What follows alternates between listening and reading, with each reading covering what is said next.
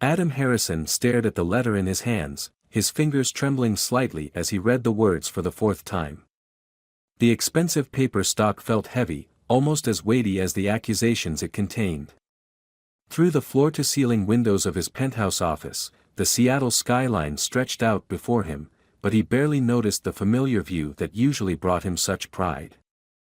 Mr. Harrison, the letter began formally, I regret to inform you that your father's debt remains outstanding. The sum of $2 million, plus accumulated interest over the past 5 years, must be settled immediately. I've been more than patient out of respect for your father's memory, but my generosity has reached its limit. The signature at the bottom, Vincent Romano, meant nothing to him. Adam ran his restaurant empire with meticulous attention to detail, just as his father had taught him.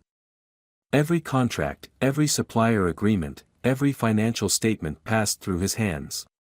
But this was something else entirely. His executive assistant's voice crackled through the intercom. Mr. Harrison. Your wife is here. Claire swept into the office moments later, her designer heels clicking against the hardwood floor. Even after 12 years of marriage, she still took his breath away, elegant, sharp, and carrying herself with the confidence of old money that Adam had always admired. You sounded strange on the phone, she said, settling into one of the leather chairs across from his desk. Her eyes narrowed as she took in his expression. What's wrong? Adam handed her the letter without a word. He watched as she read it, her perfectly manicured eyebrows drawing together in a frown that deepened with each line. This is ridiculous, Claire declared, setting the letter down with deliberate care. Your father's estate was settled years ago. Every debt was accounted for, every creditor paid. This is obviously a scam. Is it? Adam stood, walking to the window. Below, lunch crowds hurried between the skyscrapers, wrapped up in their own lives, their own dramas. You didn't know him like I did, Claire. The restaurants were just the legitimate front. There were always other dealings. Things he kept from everyone, even me. Adam. Claire's voice carried a warning note. Don't do this to yourself. Your father built this business from nothing. Did he? Adam turned to face her. Because I've been going through some of the old records lately. Things don't add up. The expansion in the early days was too fast, the capital appeared too easily. I always wondered. Stop.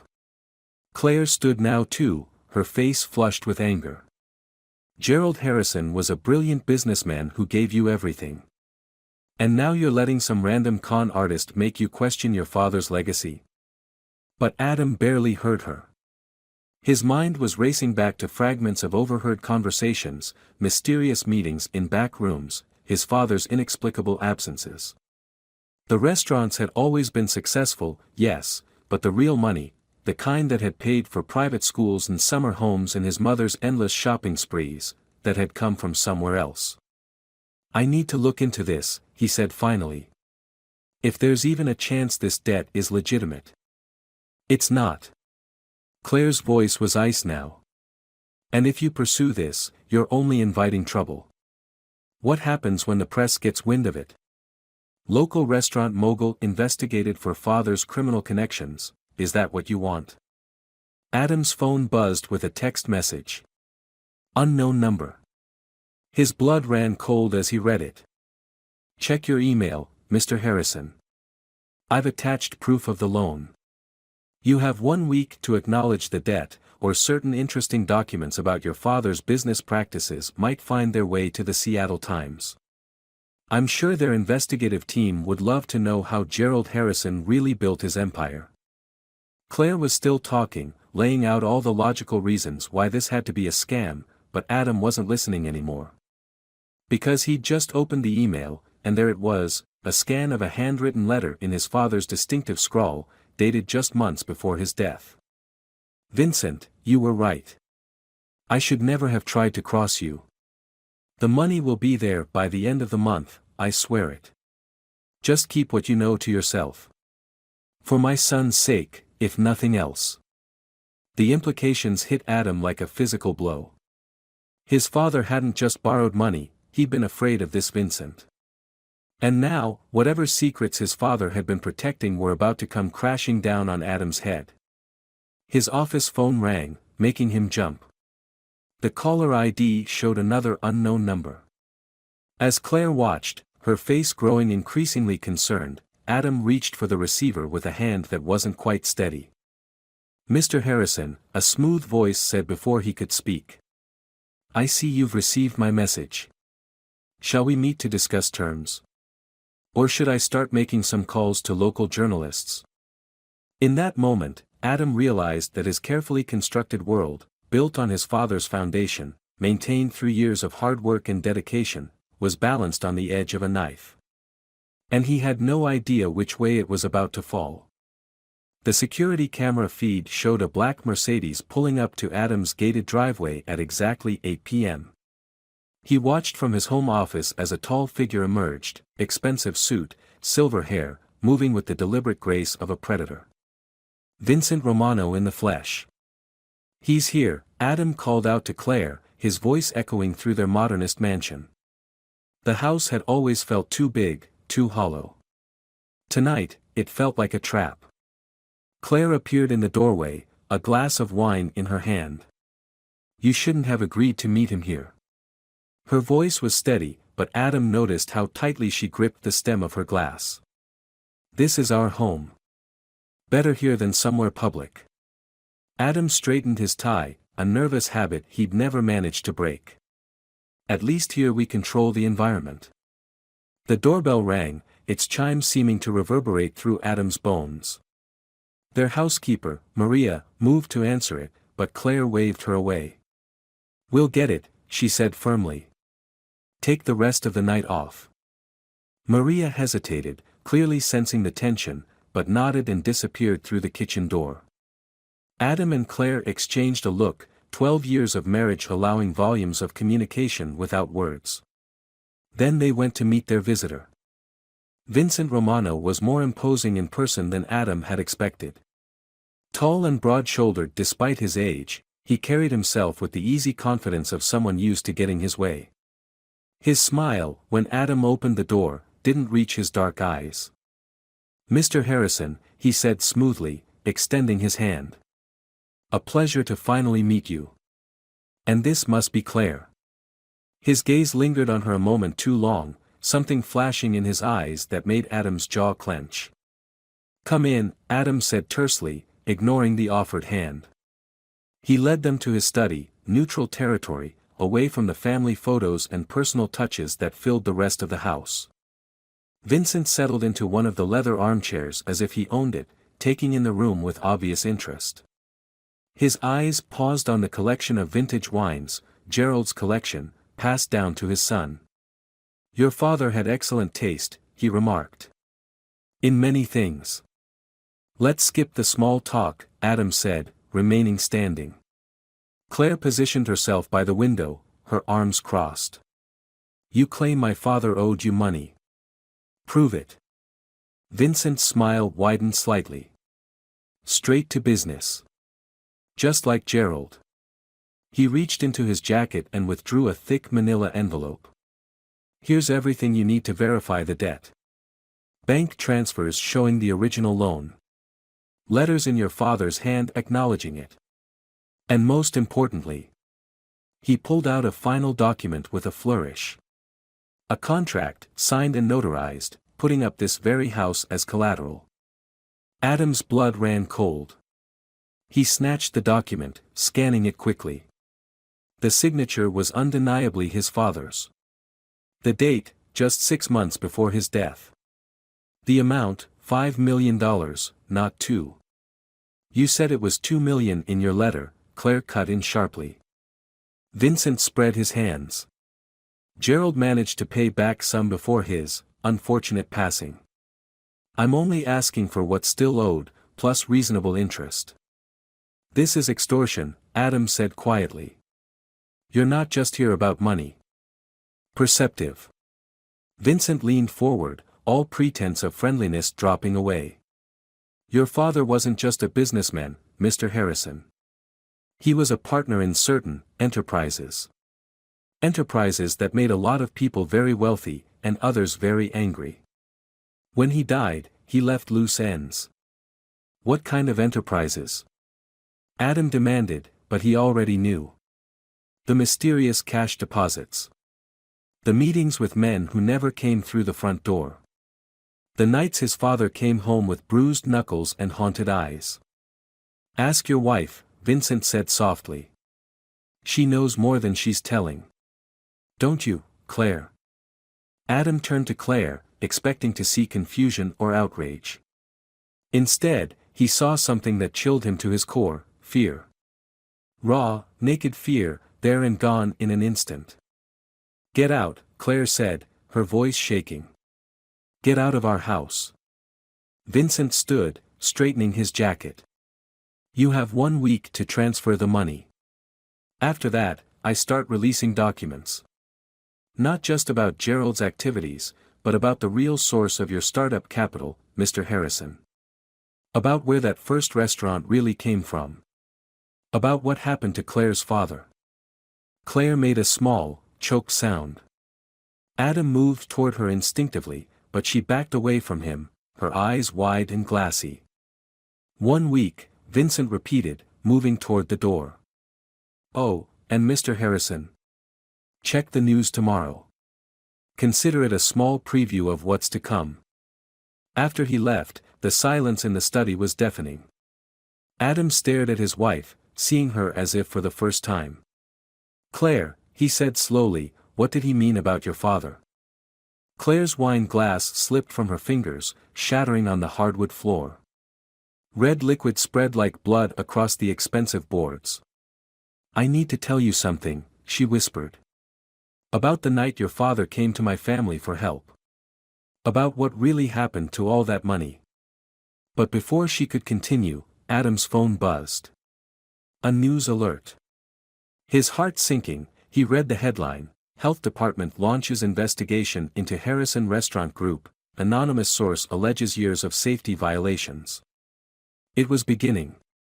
And somehow, Adam knew this was only the first drop in an approaching storm that threatened to wash away everything he'd ever believed about his family, his business, and the woman he'd loved for 12 years. Claire moved to speak again, but Adam held up his hand. Not here, he said, suddenly paranoid. We need to sweep for bugs. Vincent knew too much about this house, about the wines. He's been watching us. As if in response, the lights in the study flickered once, twice, and went out, plunging them into darkness. In the distance, a car engine roared to life. The morning sun cast long shadows across Frank DiMaggio's weathered face as he stirred sugar into his coffee. The diner, one of the few places in Seattle that hadn't changed in 30 years, was nearly empty. Adam watched his father's old friend carefully, noting the slight tremor in his hands, the way his eyes darted to the door every time it opened. I always knew this day would come, Frank said finally, his voice rough from decades of cigarettes. Gerald, your father, he played with fire for so long. Eventually, it had to burn someone. Tell me about Vincent Romano, Adam pressed, leaning forward. He'd barely slept since Vincent's visit 2 nights ago. The health department investigation had already forced 3 of his restaurants to temporarily close. His phone hadn't stopped ringing with calls from worried investors and angry board members. Frank glanced around the diner again before speaking. Vincent was your father's connection to certain individuals who, let's say they operated outside traditional banking systems. When Gerald needed money fast to expand the business in the early days, regular banks weren't an option. His credit was shot, and he had a reputation. What kind of reputation? The kind that comes from gambling debts and failed businesses. Before the restaurants, Gerald was in bad shape. Then suddenly, he had money to open the first location. Premium spot, top of the line everything. People talked. Adam's coffee grew cold as Frank painted a picture of his father he'd never known, or perhaps had chosen not to see.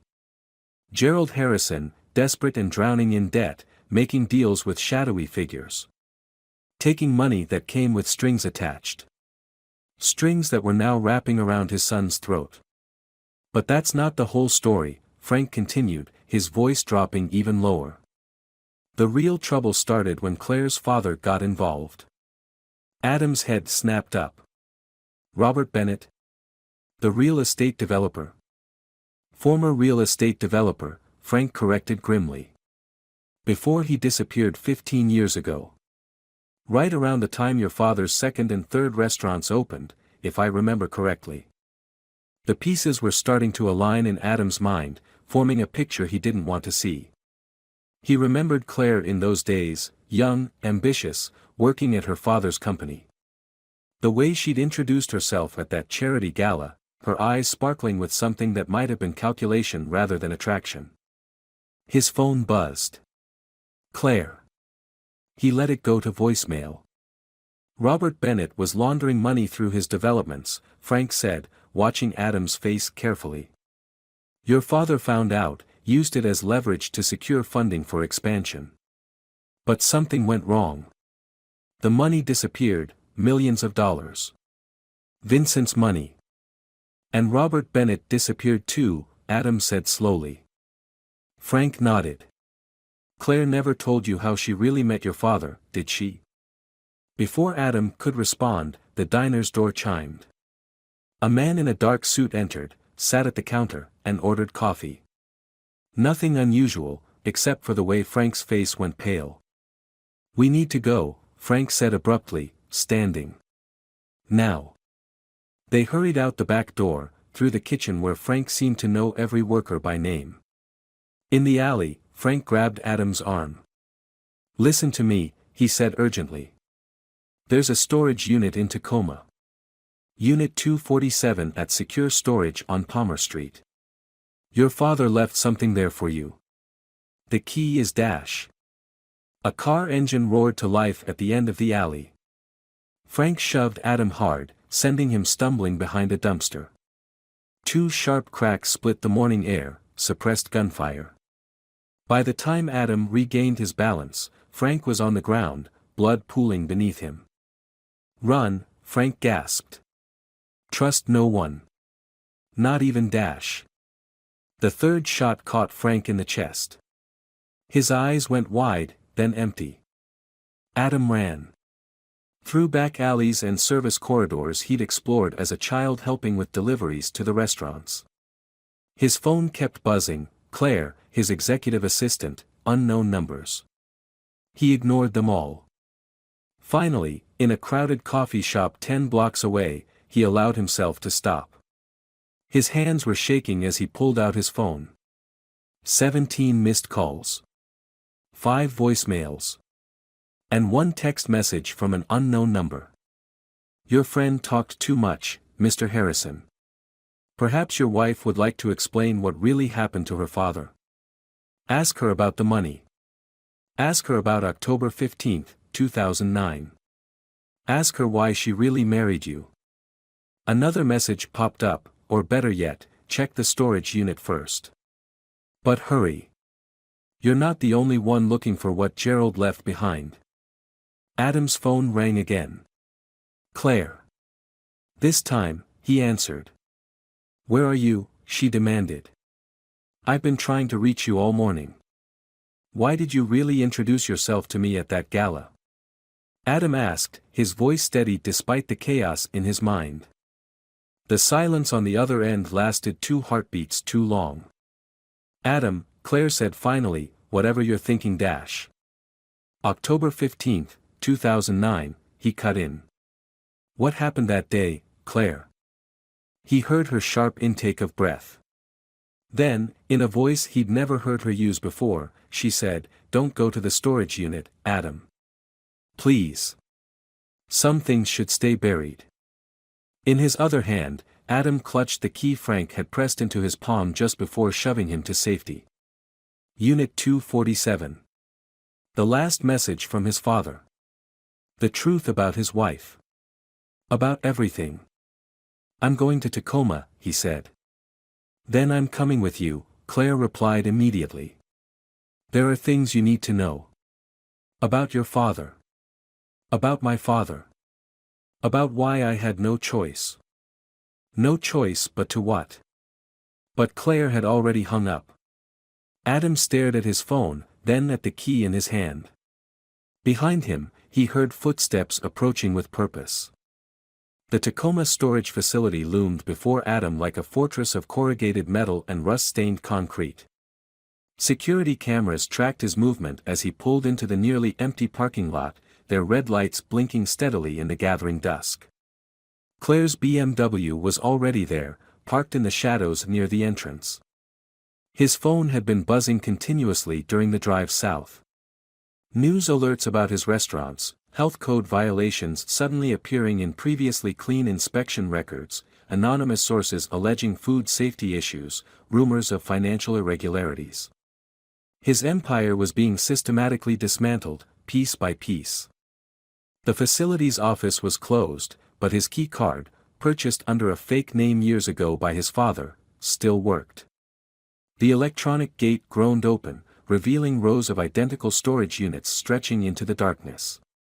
Unit 247 was in the back corner, furthest from the security lights. Claire stepped out of the shadows as he approached, her face pale in the dim light. She'd changed from her usual designer clothes into jeans and a dark sweater. A manila envelope was clutched tightly in her hands. "Before you open that unit," she said without preamble, "you need to read these." "More of Vincent's documents?" Adam asked bitterly. "No." Claire's voice cracked slightly. "Letters. From my father to yours. Written the week before he disappeared." Adam took the envelope, noticing how his wife's hands trembled as she released it. Inside were 3 letters, the paper yellowed with age. He read them under the harsh glare of his phone's flashlight, each word hitting him like a physical blow. The first letter was a threat, Robert Bennett warning Gerald Harrison about exposing their arrangement to Vincent. The second was a plea for more time, mentioning a plan to recover the missing millions. The third. "This is a confession," Adam said slowly, looking up at Claire. "Your father admitted to stealing Vincent's money. But he claims Gerald was the one who arranged it all. That Gerald set him up to take the fall." "Keep reading," Claire whispered. The final paragraph made Adam's blood run cold. Robert Bennett had written, "I know what you did to my daughter, Gerald. How you manipulated her, used her grief over her mother's death to turn her against me. Made her believe I was the monster." But Claire's starting to ask questions. She found the real bank records. When she learns the truth about her mother's accident, about your role in it. The letters dated 3 days before he disappeared, Claire said, her voice hollow. "I was supposed to meet him that night. He was going to show me proof that my mother's car accident wasn't an accident at all. That your father had arranged it to gain leverage over him. But you never made that meeting," Adam said, the pieces falling into horrible place. "Because Gerald got to me first. Showed me documents proving my father had embezzled millions, that he was working with criminals. Said he would help protect me, guide my career. All I had to do was spy on your father," Adam finished. "Help Gerald destroy him." Claire's laugh was bitter. "I was 22, naive, angry at my father for lying to me for years. Gerald became a mentor, a father figure. He introduced me to his brilliant, handsome son who was taking over the family business. Made sure we kept running into each other at events. Our whole marriage," Adam said, feeling sick. "It was all orchestrated. Every moment." At first, Claire admitted, tears now running freely down her face. "But Adam, what I feel for you now is real. After all these years dash." She was cut off by the sound of approaching footsteps. Multiple sets, coming from different directions. "How touching," Vincent's voice called from the darkness. "The whole tragic story finally comes out." He emerged into the light, flanked by 2 men with obvious bulges under their jackets. "I must admit, Claire, you played your part beautifully. Gerald would have been proud." "Stay back," Adam warned, stepping in front of his wife. But Claire moved around him, her posture changing subtly. "It's done, Vincent," she said, her voice suddenly stronger. "I've transferred the money. All of it. Just like we agreed." Adam stared at her. "What?" "I'm sorry, Adam," Claire said, not meeting his eyes. "I made a deal. The money your father stole, plus interest. In exchange, Vincent destroys the evidence about both our fathers. We can start fresh. You betrayed me too." Adam's laugh was hollow. "Why am I not surprised?" "Not betrayal," Vincent corrected smoothly. "Insurance." Claire understood what was at stake. The truth about her father's disappearance. The real source of your startup capital. The bodies buried under your first restaurant's foundation. Adam's head snapped up. "What?" "Oh yes," Vincent smiled. "Your flagship location. The one that made your reputation. There's a reason Gerald insisted on doing the concrete work himself that night. Your wife's father isn't the only skeleton in your family closet. Open the storage unit, Adam," Claire pleaded. "What's inside will explain everything. Why I did what I did. Why we still have a chance."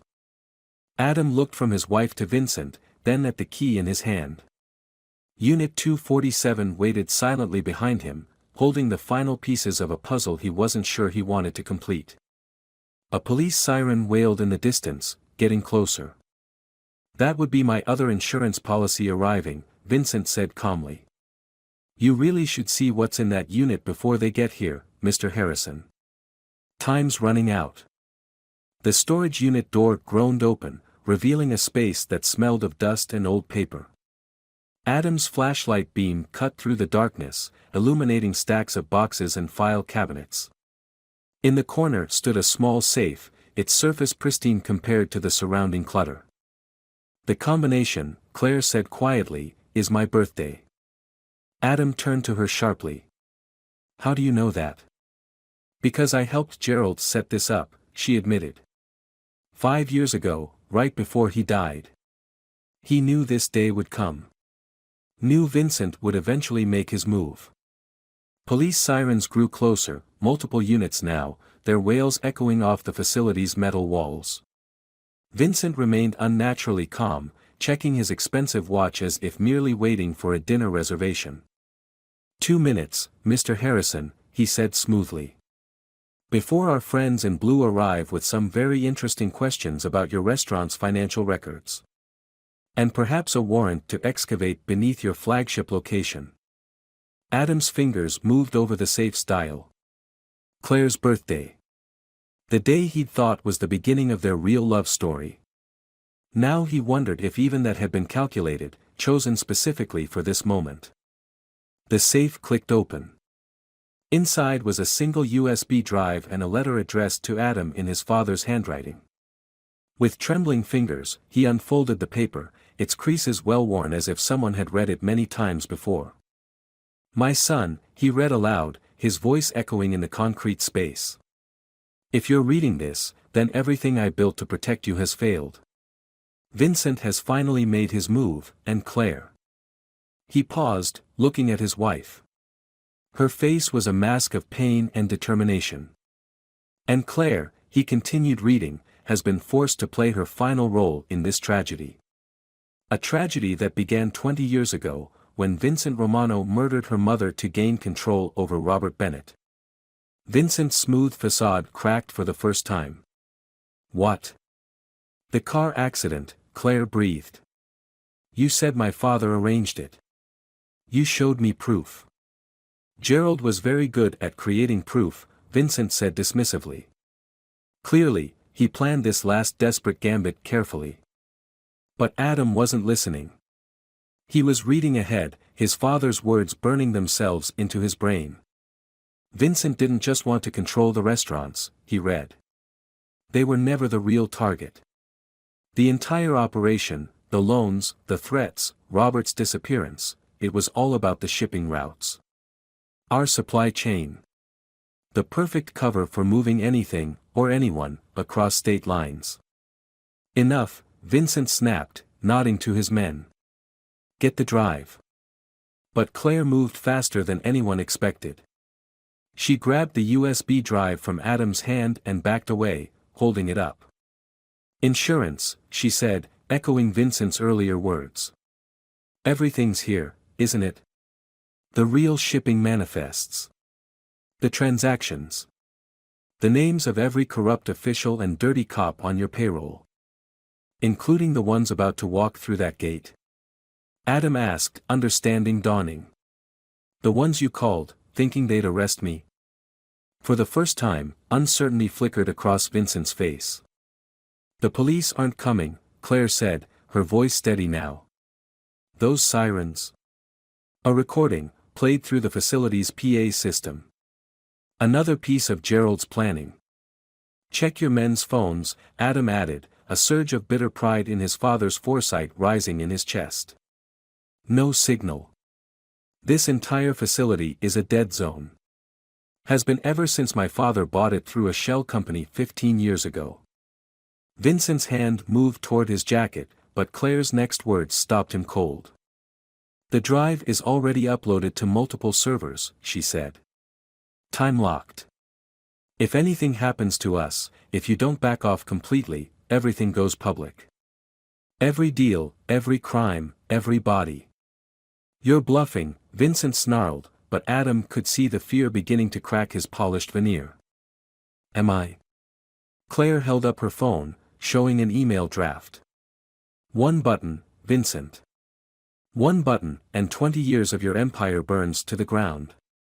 Was destroying my family worth it? Using me to spy on my father, making me believe he killed my mother. Your father was weak, Vincent spat. He would have exposed everything. No, Adam said, reading the final lines of his father's letter. He was going to expose you. Only you. He found proof of what you did to Sarah Bennett. That's why you needed him gone. Why you needed Claire to be your eyes and ears in the Harrison family. And now, Claire's voice was ice, you get to choose. Walk away, disappear, never contact us again, or I press send. The FBI, the DEA, every news outlet in the country. They all get copies. The tension stretched like a wire about to snap. Vincent's men looked uncertainly at their boss, waiting for orders. And then Adam found the postscript at the bottom of his father's letter. 5 words that changed everything. P.S. Check behind the safe. Adam lunged for the safe, shoving it aside with a strength born of desperation. The metal screeched against concrete, revealing a small panel set into the floor. Vincent's men raised their weapons, but Claire's finger hovered over her phone, freezing them in place. The panel opened easily, revealing a stack of old VHS tapes and a manila envelope. The label on the first tape made Vincent's face go ash white, Sarah Bennett, October 12, 1999. Security footage, Adam said, understanding flooding through him. From the parking garage where Claire's mother died. The accident that wasn't an accident. Impossible, Vincent whispered. Those tapes were destroyed. Gerald Harrison was very good at creating copies, Claire said, her voice trembling with 20 years of suppressed rage. Wasn't that what you said about him? Adam opened the manila envelope. Inside were photographs, grainy but clear enough. Vincent entering the parking garage. Sarah Bennett's car, tampered with. The same car, hours later, crashed through a barrier. And most damning of all, Vincent watching from a distance as emergency vehicles arrived. My father didn't just keep evidence of your crimes, Adam said, the full scope of Gerald Harrison's plan finally becoming clear. He built a fortress of mutually assured destruction. Every piece of leverage you had against him, he had something worse on you. And now we have it all, Claire added. The shipping manifests, the financial records, and proof that you murdered my mother. Even if you kill us, even if you get the USB drive, these tapes will still destroy you. Vincent's carefully constructed mask of control shattered completely. He drew his gun, pointing it wildly between Adam and Claire. You think you've won? You think this ends here? I built this entire operation. Your fathers were nothing without me. Put the gun down, Vincent, a new voice called from the darkness beyond the storage unit. It's over. Robert Bennett stepped into the light, older and grayer than in the photos on Claire's desk, but unmistakably alive. Behind him stood Frank DiMaggio, very much not dead, and a team of federal agents with weapons drawn. Dad? Claire's voice broke on the word. Hello, sweetheart, Robert said softly. I'm sorry it took so long. We had to be sure we had everything. The shooting at the diner, Adam realized. It was staged. Frank nodded. Had to make Vincent think he'd silenced me. Make him desperate enough to make mistakes. Gerald's final play, set in motion years ago. FBI has been building this case for a decade, Robert explained. Gerald reached out to them right after Sarah died. Turned informant. Everything since then, the restaurants, the shipping routes, even. He looked apologetically at his daughter, even pushing Claire and Adam together. It was all to create an airtight case against Vincent's entire organization. You used me, Claire whispered. All of you. To get justice for your mother, Robert said. To make sure Vincent and his entire network went down. Gerald knew the only way to do that was to make Vincent think he had won, make him think he controlled everything. Vincent moved with sudden desperate speed, his gun swinging toward Claire. 3 shots rang out simultaneously, 2 from FBI agents, 1 from Frank.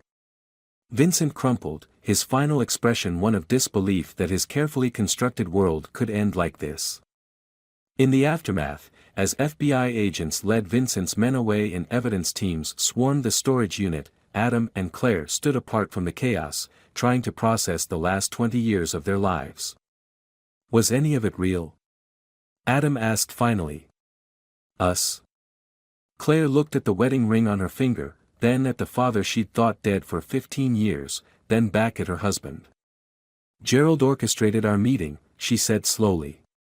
He manipulated events to push us together. But every moment after that first night. Every laugh, every fight, every triumph and failure we shared. That was us. Just us. How can you be sure? Because Gerald's plan required me to spy on you, to report your every move. And I did, at first. But then I fell in love with you, really in love, and I stopped. I chose you over the plan. Over everything. That's true, Robert interjected, approaching cautiously. She went dark on us for months. Nearly derailed the whole operation. Gerald was furious, but also, proud, I think. His son had found something real in the middle of all our lies. Adam looked at his wife, really looked at her. Past the deceptions and manipulations, past the years of half-truths and hidden agendas. He saw the woman who had stood by him through every crisis, who had fought for their restaurants as hard as he had, who had loved him enough to risk everything to protect him from Vincent's revenge. Where do we go from here? He asked. Claire took his hand, her grip firm and sure. We rebuild. Together. No more secrets, no more lies. Just us, making our own choices, writing our own story. The restaurants Adam started. We'll recover, she finished.